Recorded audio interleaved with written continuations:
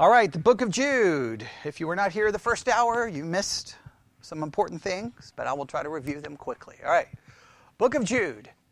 We are in the section dealing with what we're calling the descriptions of the false teachers, and we spent most of the morning, we did a little bit of review, we spent most of the morning on verse 8, and we took it all apart. So I'm going to try to summarize verse 8 to the best of my ability, even though I'm going to try to summarize an hour into like a couple of minutes here. So here we go. Jude describes these teachers as this. First, he refers to them as filthy dreamers. Secondly, those who defile the flesh. Third, those who despise dominion. And next, those speak evil of dignities. Now, we didn't get to the last one, and I know it's probably what we should do next, but we will not, and we'll put it all together here in a minute. All right, so here we go. Filthy dreamers. For those who are here, how do we understand the term filthy dreamers? Filthy dreamers are those who are fleshly in their dreams instead of spiritual. In other words, what is dominating their dream, their concepts, their desires, their hopes, is their flesh, not the spirit. And this is very, very important, that they believe these dreams come to them from God.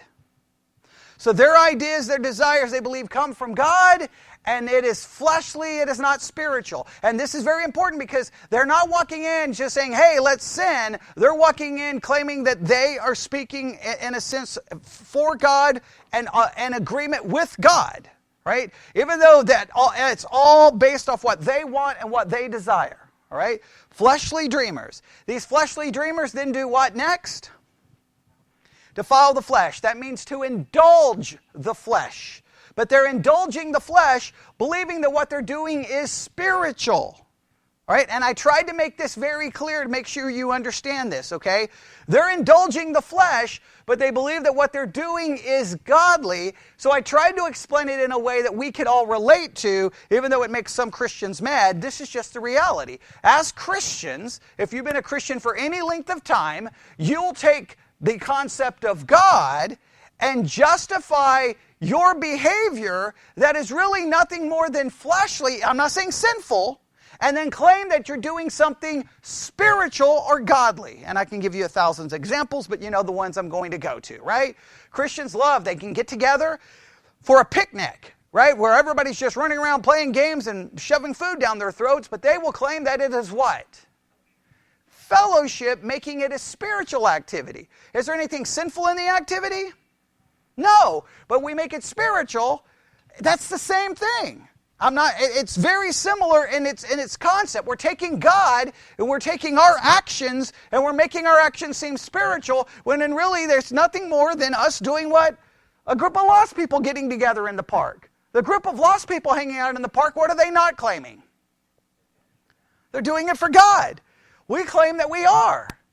It's using God. Now, they take it, obviously these teachers are taking it to a greater extreme, but it's the same principle and action. So they're filthy dreamers, defile the flesh, next, despise dominion. And what does it mean to despise dominion? To reject dominion. Why does the filthy dream, in a sense, lead to the rejection of dominion? And we talked about this. If you've been in Christianity for 5 seconds, Christianity is made up of a lot of what? Rules, right? Like a big book like this. Do this, don't do this, don't do this. Now, if you get a quote-unquote believe it's from God, that you can do these things, yet everything in Christianity says you can't do these things, you're going to use your concept of God to reject that authority which says you can't. And that creates the conflict, all right? The next phrase, we'll just briefly mention it because we didn't get to it. The next one is what? Speak evil of dignities. Speak evil of dignities, all right? Let's just try to figure out the word dignities. What do you think this word dignities is referring to? You can look it up, and we'll look it up in the Blue Letter Bible app really quick. Most translations don't use the word dignities, which is interesting. But let's see what the Greek word is for dignities, all right? Here we go. I'll go back to the interlinear. Speak evil of dignities. It is this Greek word. Strong's G, 1391. Doxa. Doxa, it's used 168 times. It's translated glory 145 times. Glorious 10 times. Honor 6 times. Praise 4 times. Dignity only twice. And it's even used for worship 1 time. All right? What is Strong's definition? Glory. All right, that's not helpful, right? And a wide application, literal, figurative, objective, subjective, dignity, glorious, honor, praise, worship. Does that help us at all? The outline of biblical usage is long if you're looking at the Blue Letter Bible app. Do you see anything that helps us here? I mean, splendor, brightness, moon, sun, stars, magnificence, excellence, preeminence, dignity, grace, a thing belonging to God, a thing belonging to Christ, a most glorious condition, most exalted state. That's not helpful, is it? Do you know how most translations translate this verse? Does anybody know? All right, well then let's look at all of them. I thought possibly y'all would know, but let's look here. And if you have different translations, you can look for yourself. But here's how most of them look at it. You ready? They heap abuse on celestial beings. They scoff at supernatural beings. They blaspheme the glorious ones. They slander glorious beings. They blaspheme glorious ones. They speak evil of dignities, the King James. They are abusive of angelic majesties. They mock angelic majesties. Wow, this one is hard to wrap our minds around. Okay, so let's go with 2 concepts here. Speak evil. What is that? What do you think that refers to? Talk bad about. Okay? Just say horrible, negative things. If I was to speak evil about one of you, I'd be saying all kinds of bad things about you, correct? Okay, so we got that. They're going around saying bad things. Isn't it odd or weird that most of the commentaries say they're going around speaking evil of angelic beings? That seems odd to me. Does that not seem odd? Like, what does that look like? Like they're just, I guess when they come into church and they go back to get the coffee and the donuts, they're sitting there going, man, these angels are garbage. I can't stand angels. Angels are useless. Doesn't that seem weird? I'm having a hard time with that. Anybody else having a hard time with that? Yeah. What'd you say? Okay, good. I like when someone says, we need to just be on. Look, it's okay to say that. It's okay to say, hey, this doesn't make any sense. It's okay. What do you think the commentaries do here? What do you think? Anybody got want to take a guess? No? Yes? Well, like the murmurers in the wilderness, by dignities or glories are meant unseen powers worthy of reverence. The Greek word is rare in the New Testament. When I say it's rare, how many times did we say it was used? 168 times. I don't know why they're saying the Greek word is rare. Yeah, 145 times it's translated glory. So that one's a little confusing to me. All right. Hey, it's rare, but it's used 168 times. Okay. All right. It says here, the Greek word is rare in the New Testament. Only here, 2 Peter 2:10 and 1 Peter 1, they say it's only used 3 times. I don't know.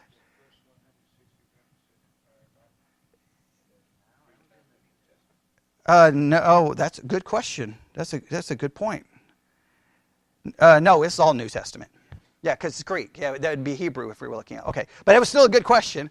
Yeah, I'm a little perplexed. Did you have something, Mary? I was looking in the. And it says cross-reference it with dignitaries, and it's angelic beings who hold a position of glory and honor. That's. I was trying to.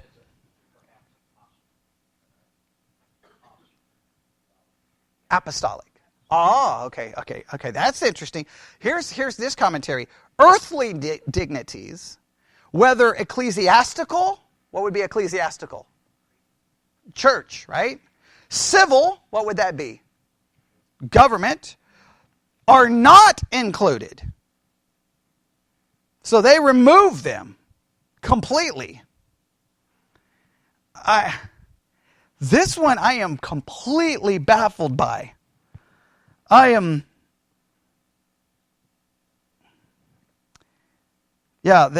ever go to 2 Peter 2:10 real quick. Go to 2 Peter 2:10. Do you see something there that may help us? I'm going to have you tell me. Because almost everything says see 2 Peter 2:10. like the answer is found in 2 Peter 2:10. Is the answer in 2 Peter 2? They don't tell me what it says, but they are like, here's the answer.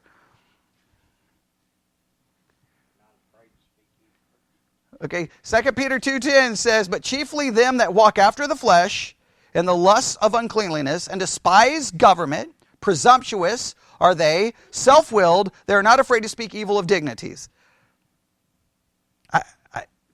Does that help you any? We're still left with the same thing. Who are the dignities? Agreed? All right. Yeah, it does say this despise government. So maybe they're separate. They're making an argument that they're separated. Okay, that's a good point. I will take that for what it's worth. This is how John Gill, he says, speak evil of dignities, glories. The Arabic version reads the God of glory. This is to be understood either of angels, those glorious creatures called thrones, dominions, or ecclesiastical governors who are set in the first and highest place in the church. Now, John Gill says it could refer to those in the church. Oh, in 2 Peter? Yes, good point. It does talk about angels in the next verse. Whereas angels, which are greater in power and might, bring not railing accusation against them before the Lord.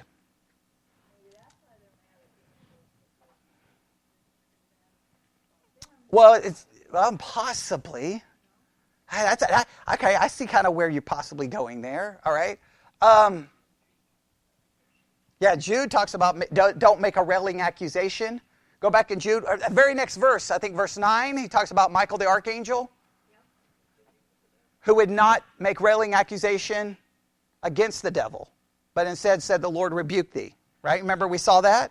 Now that makes some sense in that context where you have an archangel dealing with Satan. How can we make railing accusations against angelic beings? It's weird to me. Now, I got to be very careful here. This very important hermeneutical principle. When you have an idea, and then you look at like 50 commentaries and all of them say you're wrong, that's a pretty good indicator that what? That you're wrong. But I'm having a hard time with the angel thing. I'm glad John Gill, at least I can look to John Gill, and he's like, no, this could refer to earthly dignities. That makes more sense to me. The apostles, the church, the angelic ones. So let's think this through. All right? Okay, I'm sorry, go ahead, Mary. In King James, it has a definition down here for the word dignities. It's majesty. Just majesty. Yeah, I mean, that's so... Look, when we went through the Greek word, right? And there was nothing in the Greek word that demanded it be referred to as an angel, right? You know what would be interesting? Because not one of the commentaries mention this. Can we find one time in the New Testament where an angel, this Greek word is translated angel? And you know what the answer is? No, it's not translated angel one time. You think if this is referring to angels, it would be used to be translated angel at least what? Once. So how come in all the other times when angels are mentioned, it doesn't use this Greek word? But would that be a good question? Right? I'm not saying that proves anything. So let's just think this through, all right? This is not the direction I wanted to go, but that's okay. It's worth it. All right, so here we go. We got two options. Maybe these options should not be, like against each other, but we're going to at least break them down. Option number one is that these men, let's go through this. Go back to Jude 1:8. Everybody follow me? All right, everybody got it? They're filthy dreamers. In other words, they have a fleshly concepts and ideas and desires and hopes that they believe came from God. This leads them to do what? defile the flesh, indulge the flesh because they believe that what they're doing somehow is approved by God, all right? Next, they despise dominion, right? They reject authority, and then the next thing, they speak evil of dignities. Now, here, to me, do you see a connection between the despised dominion? Yes? And we think that dominion referenced what when we looked it up?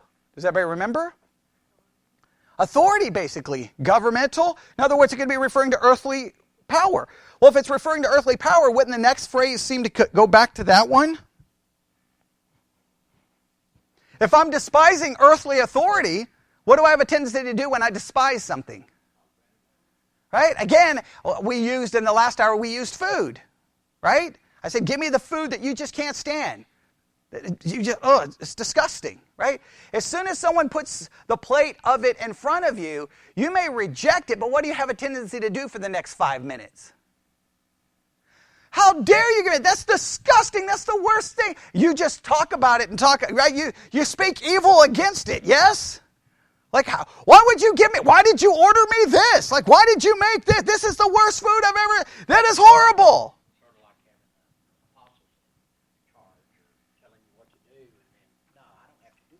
Exactly. Right. So the speaking evil would seem to go back to the despising of dominion. Does everybody see how I'm trying to connect that? It's weird because they're saying despise dominion. Well, I mean, how do I despise angelic dominion? Does the angels tell me what to do? That doesn't seem to work, right? So the despising the dominion seems to help me clarify the speaking evil of dignities. But that's my thinking. But if we say that, let's go with the concept that all the commentaries go with, except maybe John Gill. If speaking evil is referring to angels, what does that look like in a practical way? I mean, I know it sounds like I'm giving you a ridiculous illustration, but I mean, literally, these people are in the church. Remember, they're in the church, right? And we can see how all the other things could incorporate into Christianity, right? Where someone is like, hey, you can do this, and God is justifying it. It would be hard to contend with, right? Everybody got that? Now, all of a sudden, though, here they are, and like, hey, let's talk bad about some angels. That seems so... Do what? Well, clearly. But I'm just saying, it seems an odd thing to do. They're sitting around talking bad about angels. Angels are garbage. Angels are useless. Angels are worthless. Like, that seems, does that not seem odd to you? Like, how do we understand that? I don't even know what I do with that. Hey guys, stop! Don't talk bad about angels. Who walks around talking bad about angels? It just seemed like an odd thing to do. Okay, so if it's that, I don't really know what to do. But if it's speaking evil of dignities, and those dignities refer to earthly authority, now it makes sense to me. All right, so let's go with the second one, right? I'm not saying the first one is completely wrong. I just don't know what to do with it. It makes no sense to me, right? But let's go with or there's maybe something we could do with it, but let's go with the second one. All right. So everyone get this right. I want to make, without looking, the first description that we've looked at today is they are what? Don't look. Jude 1:8. You should have it memorized by now. Filthy dreamers. Good. Thank you, Mary. All right. Filthy dreamers. All right. Everybody got that? Everybody say it with me. They are filthy dreamers. And what does that mean? Fleshly dreamers, right? Their desires or hopes are fleshly. It's not spiritual, and they believe it's from God. You've got to get the believe it's from God concept down, all right? This leads them to defile the flesh, but they're defiling the flesh not in a rebellious just do whatever they want. They're defiling the flesh claiming that it is God. God's on my side. I can do this. Which then leads to, very good, despise dominion. Meaning that in church they know that there are what? A whole of these rules. But they're going to look at those rules going, those rules, that's legalism. You can't tell me what to do because it came from God, right? God's on our side, right?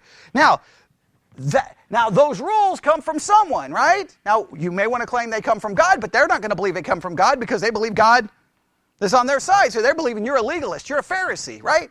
So, guess what makes the most sense to me? What does that lead to? Now, the teenagers may not admit this, but I bet if we look maybe on text messages or we look somewhere, when parents say, "You can't do that," they may have to walk away saying, "Okay."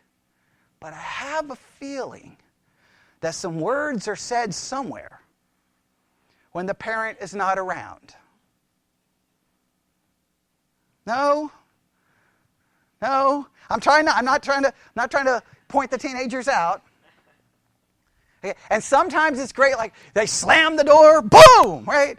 And if you just stand there for a few minutes listening, you're like, whoa, I didn't know they thought that about me. Right? And sometimes the best thing to do is just let them work it out, right? Instead of saying, "You can't talk to me that way," just let them talk. Okay, but you get the idea, right? Well, come on. Or if you're mad at your boss, oh, come on. Now all the adults are going to like, never. The boss ticks you off, and then you're at your lunch hour, and what do you tend to do for your lunch?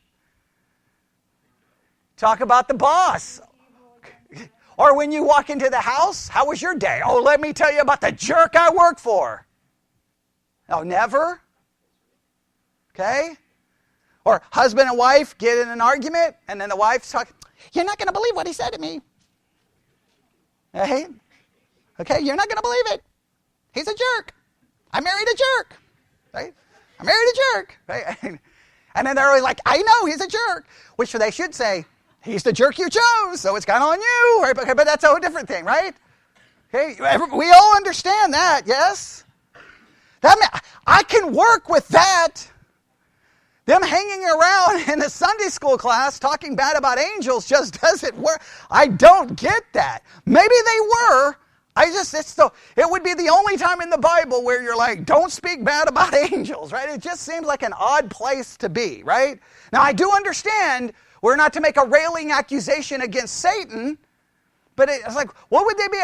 They're already doing something fleshly, so I don't know. I'm having a hard time with it. But I do know this. It would fit perfectly with this would be like the downward path, right? It starts off with a fleshly dreamer. Okay, man, I desire this and I want this and it's what I want. But I believe God is giving me this. Okay, now I'm going to indulge the flesh. Wait, you're going to tell me I can't do it? How dare you tell me I can't? God is on my side. Well, then immediately what do? Speak evil of them. And especially if they're trying to corrupt the church, right? If I'm like, "Hey, Bobby, that's not a sin. It's not wrong. You can do that." The Goodlets, they're legalists. They came from fundamentalist background. They're telling you that it's wrong. They're telling you it's ungodly. Don't listen to them. Now I'm beginning to speak evil of the people giving him the rules. Now let's say that they're like leaders in the church. They're leaders, but they're legalists. They don't know what the Bible says. What I've got came from God. Now, that happens in church all the time. As soon as someone doesn't like what the preacher says, they're somewhere talking about me. Right? I mean, come on. I know it. Sometimes it happens on the way home from church, on the way, from here to Abilene, who knows, or from here to Coleman, wherever you're going. Something, and it's okay. It's the way it works. And I'm not saying it should be that way, but it's the way it happens, yes? Because when we hear what we don't want to hear, not only do we despise it, we speak evil about it. All right, now, does that cover everything in verse 8? Right? You're saying, so is it angels or is it not? I don't know. If it's angels, I don't know I can't help you if it's angels. Hey guys, don't walk around talking bad about angels. Okay, all right, I got that one down. I mean, of all the sins, that's the one I've never been concerned with, right? I speak bad about it. Just every day I wake up like, I'm going to say some bad things about angels. I don't think I've ever had a struggle with it, okay? It's not one of those like top 10 things to be on the lookout for. But talking evil about people, maybe once in my life. Maybe. Probably about 3 or 4 minutes. And probably Stacy led me to do it, right? Because it doesn't happen. Okay, obviously, we can all relate to that one, yes? All right, so, now here's the question.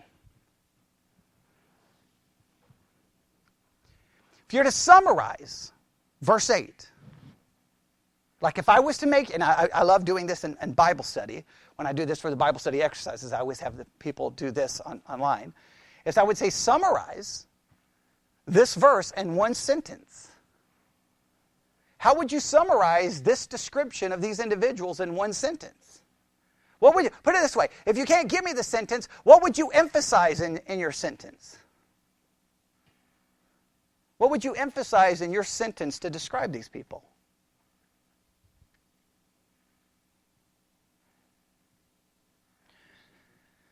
Okay, someone said deceivers.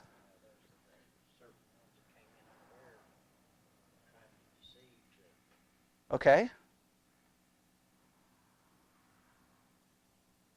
I think I would go this. Fleshly, rebellious, but believe God is on their side. Isn't that the whole point here? The fleshly dreamer sets it all up, right? They believe it's divinely inspired dream. So they're fleshly. We know they're fleshly. It says it, right? They defile the flesh and they're filthy dreamers. All emphasizing the flesh part. The rebellion part, do you not see that in the verses? You got two descriptions to describe the rebellion part. What are the two rebellion parts? Despise dominion and speak evil of dignities. So we got the fleshly, we got the rebellion. But what's the key element that we have to understand here? They believe it's from God. They believe everything they're doing is on God's side. They're rebellious and fleshly, but it's a God-justified rebellion and fleshliness. It's a God-justified one. Trying to contend with that is very difficult, is it not? So here is the formula I want you to think about this morning. In everyone's Christian life, you really have two sources of authority. And what are those two sources of authority in everyone's Christian life? Self or God. Now, these people are genius because they have God justifying their own fleshly authority. But these are the two that we have to choose from, right? Now, the rest of this morning is going to seem tedious, but it's important, all right? Now, I could just leave it here because I've covered the verse, and most preachers would just move on quickly, but I'm not going to do that. So are you ready? Let's consider the subject of authority. I'm going to still try to end by 12 because I promised you. All right? Here we go. I'm going to give you scriptures. You're going to group these scriptures together in a classification. I'm not going to give you the classification first. All right? Everybody ready? Go to Genesis 1:1.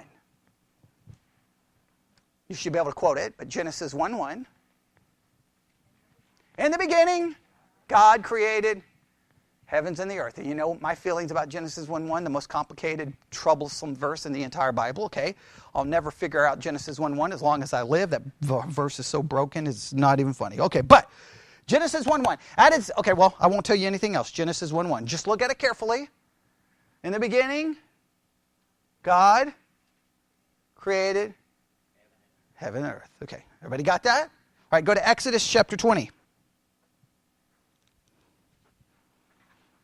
Exodus chapter 20. To see if you see a theme emerging. Exodus chapter 20. First two words. And God spake all these words, saying, I am the Lord thy God, which have brought you out of the land of Egypt, out of the house of bondage. And then the next four words, thou shalt have no. He begins to establish what? Rules, laws, okay? All right, next verse, go to Psalm 115:3. Psalm 115:3.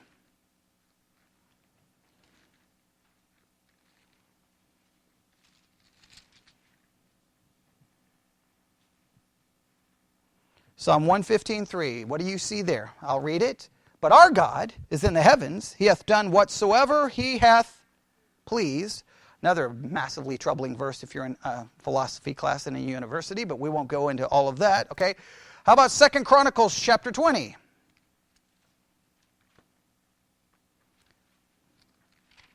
Second Chronicles chapter 20.